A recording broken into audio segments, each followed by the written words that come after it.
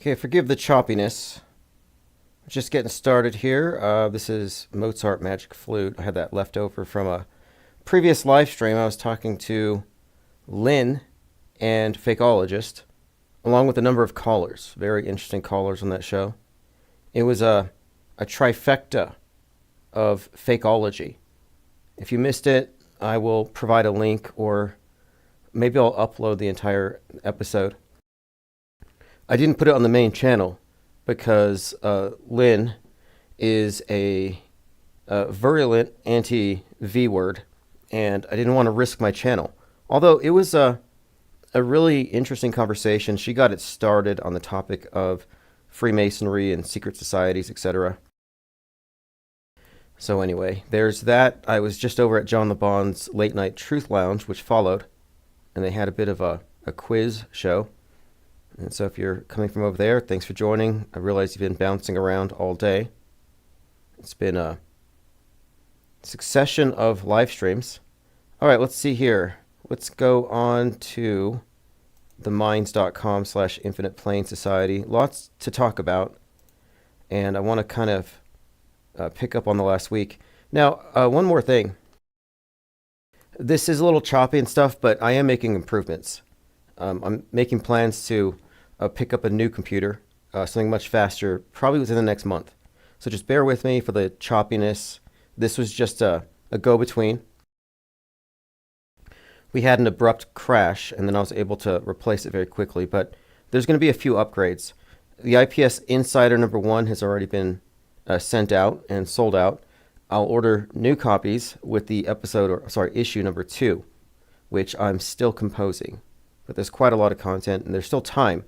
So you have until Valentine's Day to get your articles in if you want to submit.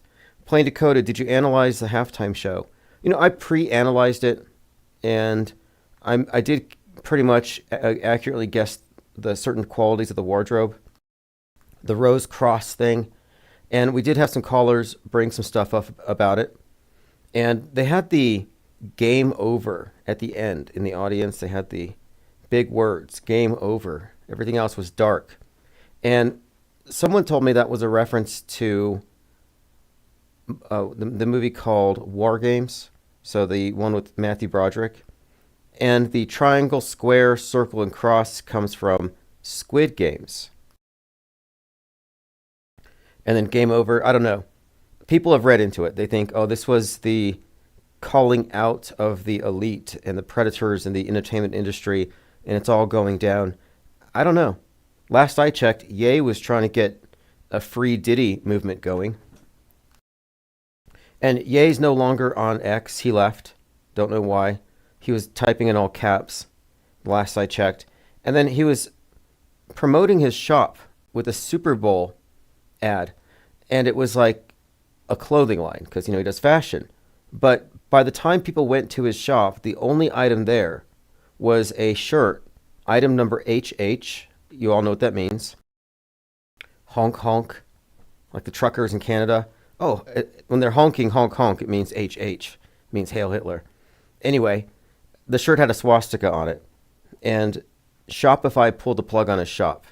So Nick Fuentes is bawling, he's crying about it. It's like, oh, Ye got canceled because the you-know-who's own Shopify. It's like, no, you got to read the terms of service. And I have a hard time understanding why a billionaire would be using some drop shipping website, outsourcing all the stuff to a third party anyway. He's a billionaire. You could hire somebody with a warehouse to manage all these orders. You could pre-order them. It doesn't have to be print on demand from a company that can pull the plug on an order at any time. It just seems abysmally stupid. So I don't know. It seems to me it was meant to go down this way, possibly. What's up, Pippi Langstruff? Ted Stryker says, got my copies of the Insider, good refresh course to read for a long-time listener, great for someone new. Thank you. And they got in contact with me, the printer, and the template they supplied to Canva has a little too much margin. So that's being corrected, but they gave me a different one to use. So when I order the new copies, it was a test run. I didn't want to order 100. I just went with 50 because I didn't want to risk there being some error or something I could correct. So it's been corrected, and all future issues will be displaying the correct margins. Not that it looked bad. It looked frameable, if anything. But I want the entire space used, obviously. All right, let's see. We're joined here also by Sleepy Random, Roxy W, Ears Up, Diana South. All right, great. So let's just go ahead and comb through my notes again. There's quite a bit going on. Fake viral conspiracies on X overrun U.S. politics.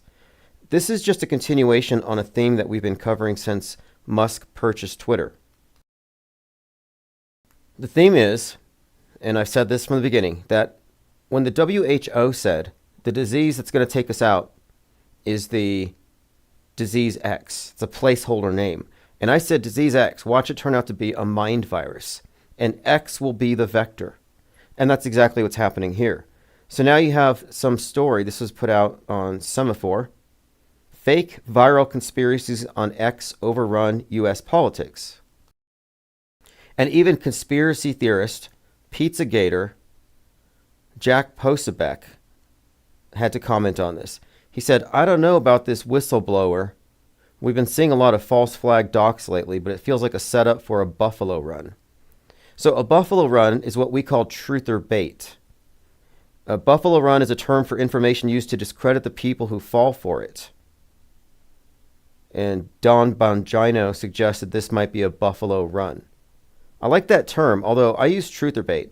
And by truther bait, I mean they put information out there for the conspiracy theorists to run with so they look stupid later. And it works. Look at QAnon. That was all bait. And it's an interesting psychology. It's kind of reverse psychology. Like these people, they don't trust the news. And so if you take the information you want them to believe and you repackage it like it's contrarian, like it's a breadcrumb, like they're not meant to know, and you let them discover it, they'll believe it even harder. And then you still control what they believe. And you turn them into useful idiots, useful stooges.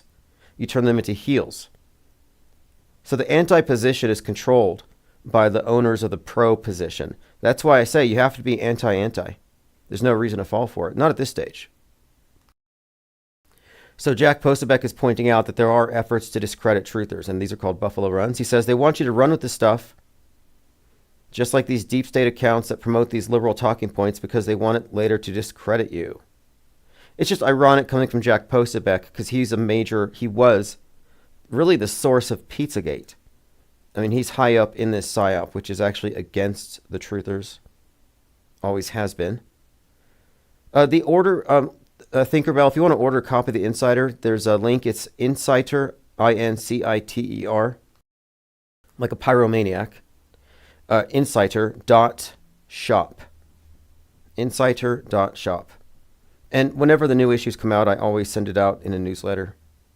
But I'll order increasingly larger supplies each time, and eventually we'll do back orders.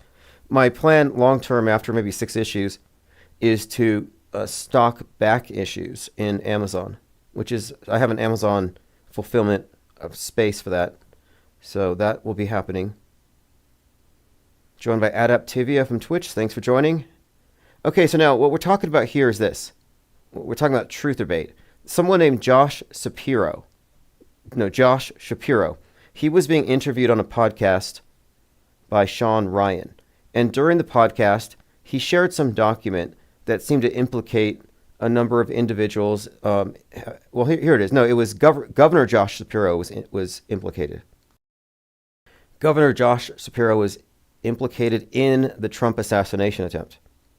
So what someone had done is they had filed some criminal complaint. It wasn't notarized, but it made it to a website. They claimed to be a whistleblower, and it started the rumor that this particular governor signed off or was behind the Trump assassination attempt. And it went pretty viral, and even Jack Posobiec had to kind of put the brakes on it. Okay, moving on. There's the usual just nonsense on X I try not to get into. Maybe I'll get into that one. Let's look at this, the voodoo thing. Eagles fans spotted doing witchcraft at the Super Bowl on a voodoo doll of Patrick Mahomes. So this person has a voodoo doll with a jersey, number 15 on it, and she was spotted stabbing it into stabbing it repeatedly, looking at him. But anyway, it says here, Eagles fans' voodoo ritual sparks a debate. Now, I don't think the debate was on whether or not it affected the outcome, but it might have been onto the area of, was this some kind of appropriation? Let's take a look. During Super Bowl 59 in New Orleans, an Eagles fan was caught on camera appearing to do a ritual with the doll resembling the Kansas City Chiefs quarterback. It gained traction online as this was one of his worst games. Okay. Leading to speculation about the ritual's impact. The Eagles clinched a victory 40-22. Many attributed it to the fans' actions. Others talked about cultural appropriation of voodoo. Well, strictly speaking, I think voodoo dolls originated in Europe. And they weren't voodoo dolls, but they were these poppets. But it all gets kind of mixed up. And I don't know if the practitioners care about that kind of stuff. If you're using little dolls to harm people at a distance, I don't think you care about political correctness. But this was a viral video and a trending thing I thought was kind of interesting. Candace Owens is looked at a lot these days as sort of a truth teller. And I just want to point out how any alt media personality that appears to be whistleblowing and sabotaging their career for the truth is likely a plant. I mean, show me one that talks about fakery to any great extent. To her credit, Candace Owens has talked about Apollo 11 being faked. However, they only go so far as to talk about events from decades ago. None of them will talk about the Challenger explosion. None of them will talk about the ISS, the ones that are happening right now that implicate all the different space agencies, Roscosmos, the ESA, JAXA. They're all implicated in massive fraud against all mankind. This is why I say there's no governments, plural. There's just one government. Anyway, she's suggesting that, quote, the Jews working in the World Trade Tower were warned about the 9/11 attack and didn't go to work that day. So this should tell you everything you need to know. Instead of talking about the media fakery, the fact that it was a psyop, she plays into the alt-right scapegoat narrative. This is so stale. This is a very stale take. And if you follow her logic, you totally efface the fact that all of the media globally is manipulated centrally. This type of propagandist, in my view, is here to maintain the illusion of divisions. That way no one recognizes the monolithic nature of our government, of our system of control.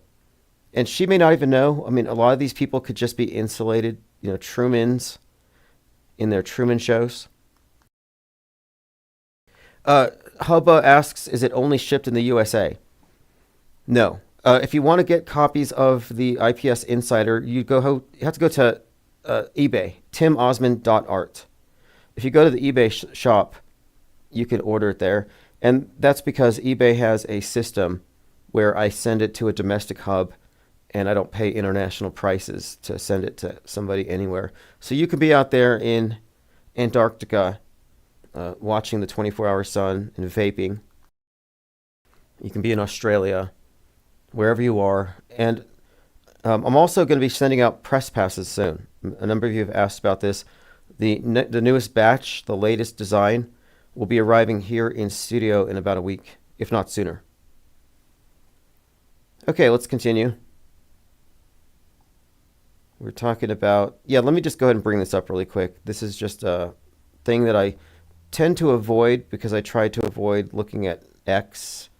I use X as a resource, but there's so much engagement bait, rage bait, and it's obviously just a scam. It's scammy.